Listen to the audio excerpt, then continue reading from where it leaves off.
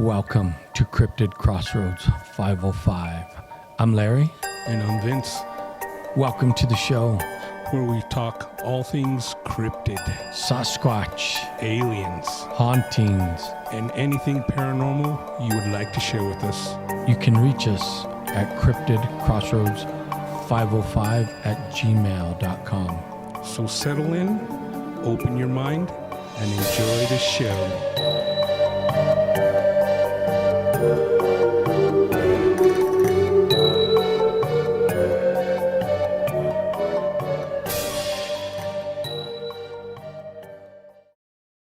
Hey, welcome to Cryptid Crossroads 505. We told you it was coming, and now it's here.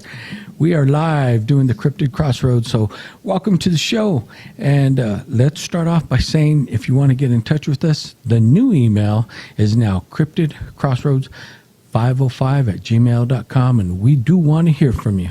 Right? Welcome to our second episode. We wanted to do the maiden voyage out in our favorite place up in the mountains, and we did it. It was a little, we had some technical difficulties, but we pushed through. It was successful. That's right. And now we are in the, I guess, the rebranded studio. This is the rebranded studio. We are now in the Cryptid Cave. The Cryptid Cave. How's and when that? you come in, it's the crossroads. So That's watch out. right. Just be wary of the path you choose. That's right. So if you ever come and visit us, be wary. You got to go through the crossroads to get to the Cryptid Cave. Right. We wanted to do this because the name is more suitable for the topics.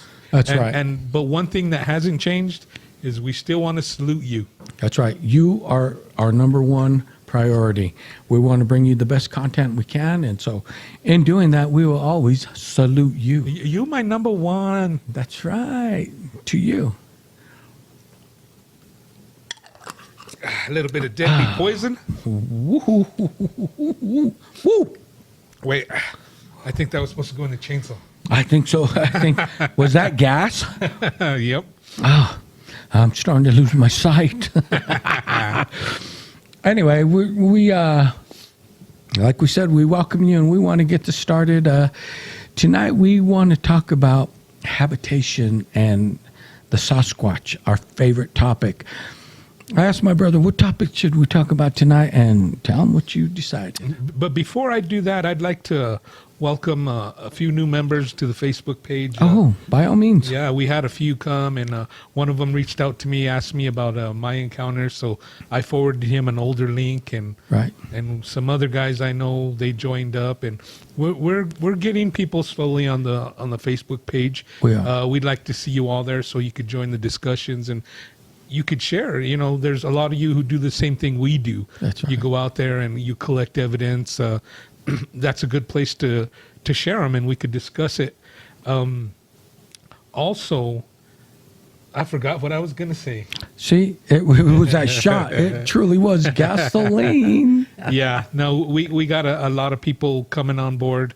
And also, I'm on other platforms as well, on Facebook, the other groups, and there was a certain group. I'm not even going to mention his name because he's probably the top Sasquatch podcaster. He's a household name, really. Right. But he's got kind of I don't know, an attitude, because he's on top. He knows on top, so he looks down at the other podcasters, and he says, "Oh, He basically criticizes them. He says they're not as good as him." Right. But anyway, I was on his Facebook platform, and there were several people saying, I messaged him my story, and he never got back with me, this and that. So I put it out there. You know, if you guys want to come over to Cryptid 505, Cryptid Crossroads 505, That's right. we'd love to hear your story. We'd love to have you on. We could share it for you, whatever. That's right. We're never too big, because those of you that have already emailed, you know we reached out. Yeah. No, you're what makes it happen. So if you want to come over and tell us your story, come on. We'll share it. Right. You're the reason we're here. Right. Well, part of the reason. Part of the reason, but The other half of the reason is we love what we do. We love right. going out there. And even if we didn't have the podcast or the Facebook page, we would still be going out there doing what we do. That's right, because this topic is so intriguing and it's such a mystery there's no one is an expert. I don't care who says I'm an expert. No, you're not. Until you're holding hands with one of those walking down the street, you're not an expert. Right, and that's what gets me is they have these conferences and these speakers come in that are so-called experts. I'm like, No one's an expert. really? Yeah. Now, but Anyway, back to the subject. That's right. We were talking earlier, and my brother asked me, "What do you want to talk about?" And we've touched on this before, the habitation. And the reason I wanted to talk about that is because our last trip out there, our second to the last trip, we ran into that little shelter. Now, I'm not saying a Sasquatch made it. I'm not saying a human made it. It's very old. There just wasn't enough for us to go on to figure out, Right. who made it. But it was definitely interesting.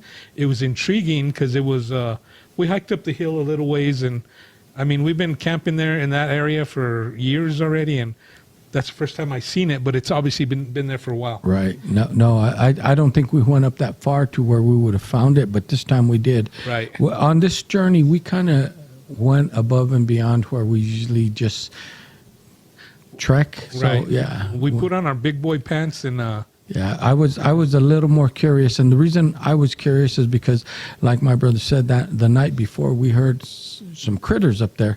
We know they were on four legs, but still, we wanted to find out what was up there walking around. And also intriguing that the evening we heard a rabbit definitely laying out some screams. It was getting chased, and all of a sudden it went silent. So we said, "Poor thing didn't make it."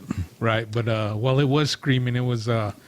Now I don't know how many of you have actually heard a rabbit screaming for its life. Oh my God! I mean, up close. Right. And it went on for a few minutes. It did. It startled us so much that we took notice. We did. It's horrifying. It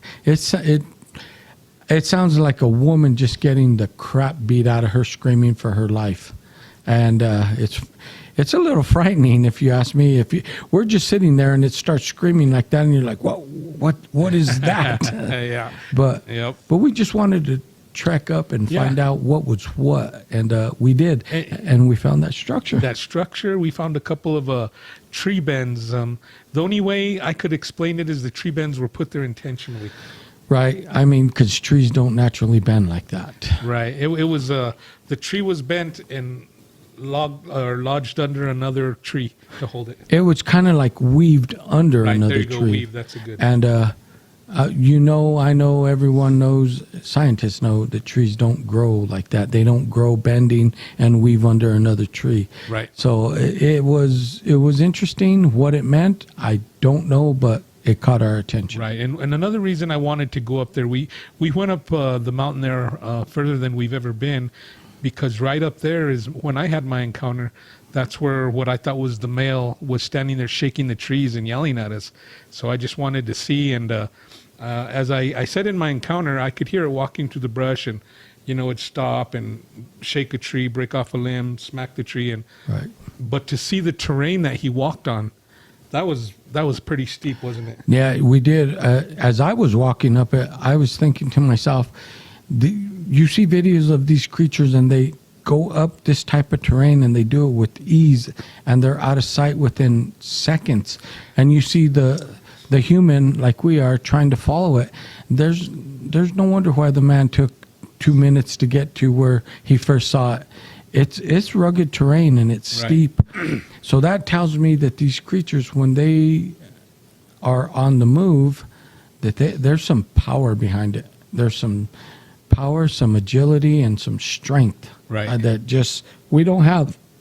And walking up terrain like that, that's where they get their lung capacity, so they could scream the sustained screams. Yeah. Truthfully, I thought, if you're not strong or you're not graceful, I could see how a hiker could get injured and roll back down or slip and break a leg easy. Right, and that was our concern when we were there. Right. It's just the way it is. That's how it is. But to get back on track, we were exploring up there, and that's when we found the shelter. Now, I've seen shelters on these so-called Bigfoot shows and stuff, and they call them nests. Now, I was talking with my brother, why would they build these nests? And the only thing we could think of is, now the way our thinking is, maybe there's like a localized location where the majority of the clan is. Right. Then you have the scouts or whatever you want to call them on the outskirts. And like if they're out during the day and they need to take a break, they'll build them a nest, a little bit of shelter from the rain or whatever. Yeah, I mean, yes, that is, and I was thinking about it too, and I'm like, I have two dogs that they love the water. They're born water dogs. They're Chesapeake Bay retrievers, and they're just natural hunters. They will jump in the water without hesitation. But I've watched them when it rains. They do seek shelter themselves. I'm like, these dogs love water, but yet when the rain's pouring down, they don't want no part of it. They want shelter. So I was thinking, even though this is maybe a hybrid primate, human being, whatever the theory is out there, this creature itself is full of hair. And I'm thinking it's like my dogs. It's going to seek shelter, and it may build shelter, especially if it's hunting in a particular area, to get out of the weather. They don't like to be hot. They don't like to be wet because they get cold. They're basically no different than us, but with a lot more hair. So that was my theory, thinking that's the purpose of these shelters, is to stay out of the elements. Right. And that's just it. I was thinking to stay out of the sun also, especially since the majority of them are nocturnal. Right. Now, they say the scouts are awake during the day, and I've heard many stories where people, they go into a certain territory, and there'll be one that shows himself, and he escorts them out. Now, is that a scout keeping them away from the clan? Maybe there's young over there. There again, that's a theory, and I don't know, but this is just thinking. I'm trying to put myself in their frame of thought, their mind frame, but I would tend to agree with that, because if I was protecting my tribe, and let's say my elderly, my young, and just the hunters are asleep because we know they're nocturnal. Right. They're asleep. It's my duty to protect them. I am gonna either come to you aggressively without causing a fight, as aggressive as I can come to get you to get out of our territory. I'm going to do it. So I think you're spot on that. Right. And, well, I'm not an expert, but I act like I'm one. Well, we both do. But like I said, no one's an expert, but you got to try and kind of think like they do. I mean, chimpanzees do the same thing. They're going to try and get you out of their territory. If you hear some banging, that's my dogs. Speak of the devils. Right. But Yeah. But no, I think that's not being dumb animals, because if you come into a crowd of elk, as we saw a big one, they'll let you walk up to, and they don't care. As soon as you get close, they get spooked and they'll run away. But these creatures are different. They're confrontational. They're basically telling you got to leave. Right. And so there's some intelligence behind that. Well, even with the elk, it depends on what time of the year, because during the rut, Well- if you walk up and there's a couple of bulls, they're going to get you out of there. Well, of course, but I mean, they're not going to be as aggressive as I've seen them pretty aggressive. Well, I haven't. I haven't, because maybe they'd be on the dinner table. Right. But anyway, we were just talking about the structure we found, and we've seen them in documentaries. And another reason I wanted to speak of this is on our Facebook page, we have a relatively new member. She's been there a while. Thanks Right. for joining us, Eden. Right. And Eden commented that where they live up north. I'm not going to give out her location. Right. But they go exploring, and she said they've found structures similar to that. So if they found structures similar, Eden, you're listening. What builds those structures? Is it hippies out in the woods, or how far out do you go? And I made the comment as hippies because we know it's not. Think about what really builds that and why they build it, as we have here. Right. It's interesting to think what creature is out here building basically a little branch igloo is what I call them. Right. And it's, of course, I look at it and I'm like, this is to stay out of the elements. If the sun's beating down and it's scorching hot, I'm going to get in that little branch igloo. I'm going to take me a nap. As soon as that sun goes down, it starts cooling down. now I'm ready to rock and roll and do business. Right now, when we go camping and it's hot, what do? We lay in the tent. We lay in the tent and we let the heat pass over us, and then as soon as the heat's done, we come out and we We're get alive on. in the yeah, night. we're alive and we're nocturnal. Right. Too bad we can't see at night. We could barely see in the day. I know, But right? anyway, I talked a little bit with Eden, some comments on the structure and stuff, and she said she would love her and her husband and her son Raiden. Raiden's super fan. Shout out to you, Raiden. Yeah, they would love to come down and explore over here. So I mean, next time they come, we should take them to our spot. They're welcome to come. And I just want to give a shout out to Raiden.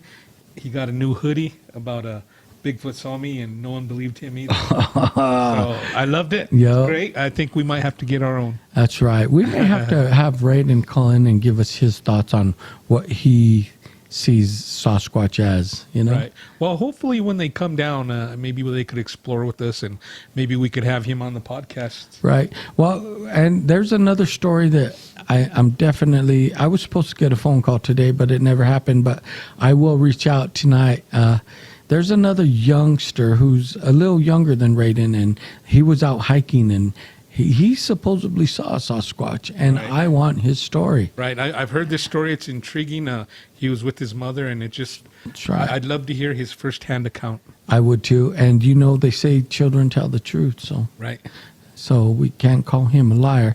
He's going to tell us what he saw, and that's what I want to know.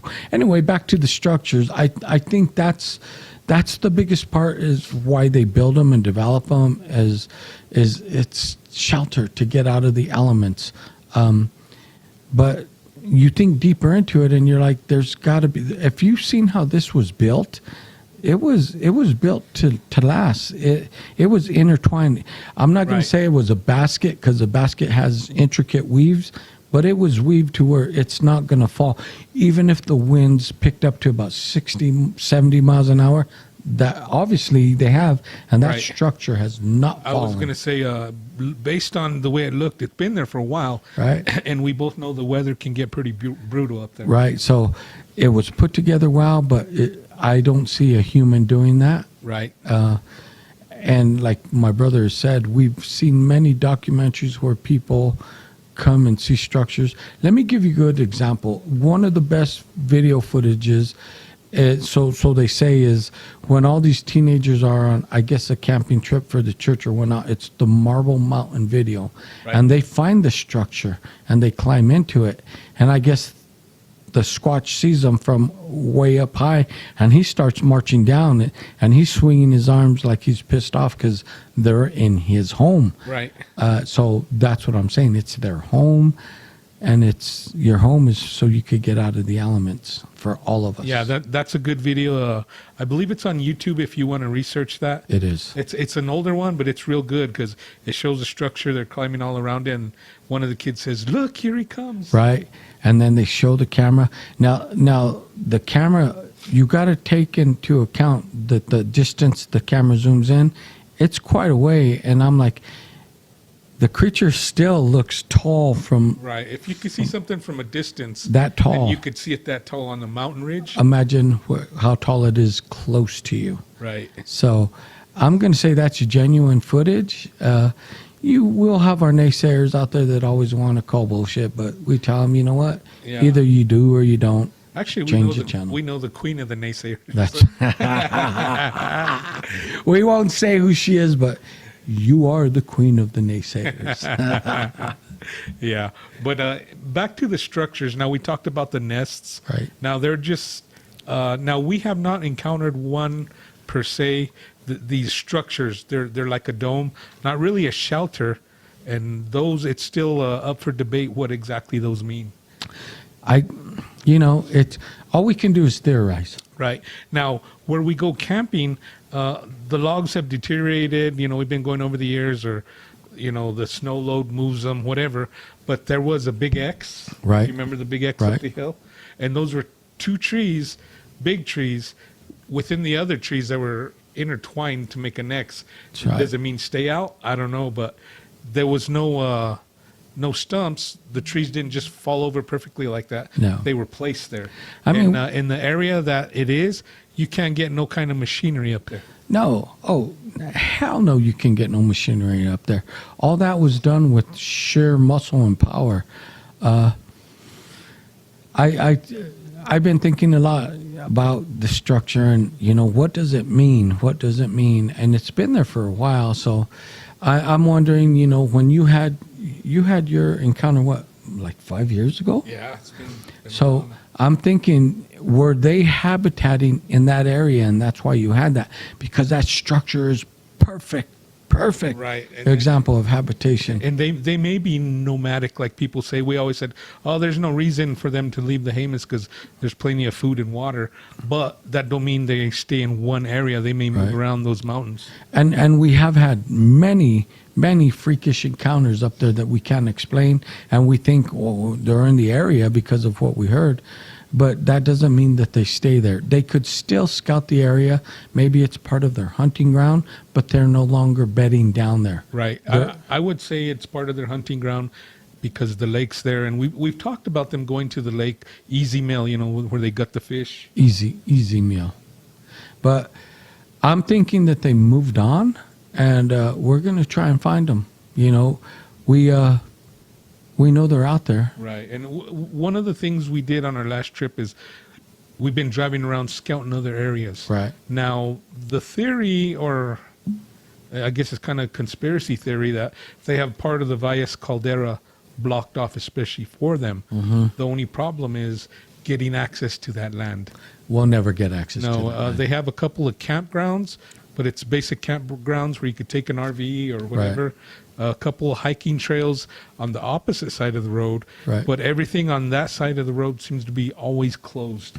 All the forest roads, everything always locked up. It is. It's locked up tight, and I guess there's a reason for it. I don't know, but I don't think we're going to get any closer than to where we've been. Here's my thought. I'm thinking that we need to get on that road and go back further a little toward Cuba. Okay, yeah. Because here's you out there may not know, but here's my theory, and I've been thinking about this a lot. Going toward Cuba is going toward closer to the Hickory Apache tribe. Right. And I've been watching documentaries, and now let me tell you where Hickory Apache tribe is. That's in Dulce, New Mexico. Now that ties into the big UFO conspiracy, underground bases and whatnot. And there's several books written by police officers and people that have witnessed, state police officers. So let me say state. They're the credible ones, correct? Seeing all these UFO activity there. And I watched the documentary, and some of the Hickory tribe members said, I could smell them. They're here, and we've seen them. So I'm thinking, okay, maybe they came down nomadically to our area for a while, and they come back up. I don't know. I'm theorizing. I'm not saying it's cut in stone, but I'm thinking maybe we should try up near that area. Yep. And if you recall, maybe a year ago, maybe not even a year ago, a certain individual sent me a set of tracks. Remember in the snow? Right, I do. And those were up. They're in the Jemez Mountains, but they were on the Cuba side. There you go, folks. Yeah. So I'm thinking we need to go up in that area because the Hickory, the ones I seen on the documentary, the Hickory tribal members say they're constantly there. They're always there, and for whatever reason, I don't know, but there's a big conspiracy theory about the Dulce area having an underground UFO base, and you could read about it on the internet, the UFO wars or whatnot, but I don't want to get on the UFO subject. I'm just saying let's maybe try that area. Right. Because we did find a habituation site there. Maybe we'll find one up there as well. Right. And if you know the terrain around here, you go up toward Cuba. You're going north, and the further north you go, Colorado is right there. That's right. It gets full of thick forest, mountains start developing. We're basically at the foothills of the Rocky Mountains. Right. And when you head that way, you're getting into like the lower Fruitland, Farmington, Aztec area, and that's where the San Juan River Basin is, and that is supposed to be a hot spot. And I've seen many videos, I've heard many stories about that area. I don't know how true this is, but the theory is that the Navajo Nation has a satellite casino in Fruitland, and supposedly they caught these creatures digging through the dumpster on the security camera for the casino. I've heard that as well. I'd like to see that. Yeah, I would too. Now, to get back on the subject about structures, you know, a lot of people, they don't even scratch the surface of the wilderness. They stay on the main roads. We like to get off to the beaten path a little bit, and this time we ventured out further than we ever did, and that's when we found that structure. That's why, you know, you can't be an armchair quarterback and call BS. You can't. So if you're going to sit on the couch and say everything's bullshit, we're going to tell you bullshit yourself. Get on out there and prove us wrong. Right. A matter of fact, come with us and take us. You be the leader, and you take us hiking in the mountains, and you prove us wrong. Right, and it's just funny because we mentioned this on the last podcast or the one before that. When we were hiking toward that structure, we got close to the top of the hill. We never crested the hill, but we got close, and we heard noises, right? We did. So we heard like a metal clank, and then in the distance it was answered. Yeah. Two ridges on what the ridge across answered. Right. And it was as there was a rock structure, and I told my brother, I said, I want to go up to that rock structure because I don't know what's up there. I don't know what's bedding down there. I don't know what's there. So me and my stupid ass curiosity, that's what killed the cat. I don't have 9 lives. I have 1, but I'm still curious. I said, let's go up to that rock structure. Now, as we were creeping our way up there looking for evidence as well, we heard like 2 metal poles go clunk, and then we heard like a wood knock in the distance, and we're like, what is that? Right. So you know, us being the brave men we said, maybe we should turn around because the hill is steep, right? And whatever's up there is definitely got power over us. And that's not a hill you want to have to run down. No, you can't run down it. You'll tumble down it, right? And you'll probably break a few things while you're tumbling. Now, that was pretty interesting. Was that a scout signaling to another one? Because there may be one on the hill watching us that whole time. Well, that's what they say. The scouts are up there watching, and they're going to notify everyone. The minute they see us, they're going to say, clack, clack, hey, right. Here comes trouble. Because that area we go in, there'll be scattered campers all the way to the main road. Right. But we are usually the furthest back there. We do go the furthest back. They probably know us. They know our scent. They know we're a bunch of idiots. Oh, it's them again. You're probably right there because we're the only ones that always try to go that far back. And this time while we were out, they got a lot of rain. Yeah, that kind of put a damper on everything. It did. But we did hear, like I said, that when we were walking up the hill, the signal back and forth across the peaks and the tree structure. So we can't count it as a bust. No, we can't. I mean, we were looking at footprints, and we're seeing, like, I was seeing different paw prints and whatnot in the mud, and we were thinking, well, could this be? But the rain washed it out. But no, once we got, I'd say halfway up the hill, and I saw the rocks, I said, let's go up there. That's when we started to hear the clanking. And now we're the only ones there. Now, we did see, like, going up and down the hill, they could be large prints, like when you walk in the mud and it slides. Right. But the rain, there's a lot of rain and grass, so it's hard to tell. The rain didn't really help us. Now that I remember about those footprints in the Cuba area, I'll put them on our Facebook page. You guys could take a look and, tell us what you think. Right. So my theory is we'll still go to our area. Trust me, we will always go there. But I think we're going to start branching out. We got to branch out. We got to, if we're going to take this serious like we want to, we got to start going to other areas. And I'm not going to say no names, but there's a few people in the Fruitland, Farmington area that I'm going to reach out to. I'm going to shoot emails. I'm hoping I get a response, but I'm going to shoot some emails because you people have posted your videos saying this is what you found, and now we want to combine forces. We want to become the super team.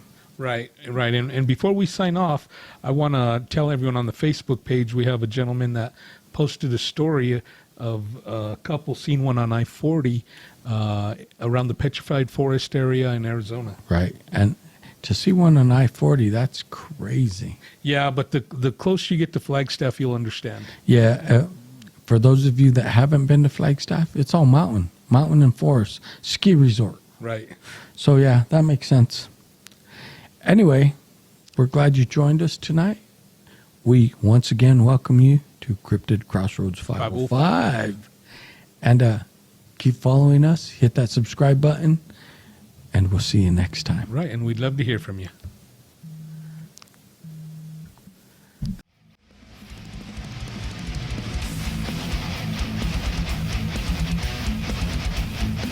Hey, thanks for watching. We hope all you YouTubers enjoyed the show. That's right. And don't forget to reach out to us at cryptidcrossroads505@gmail.com. Peace. Peace.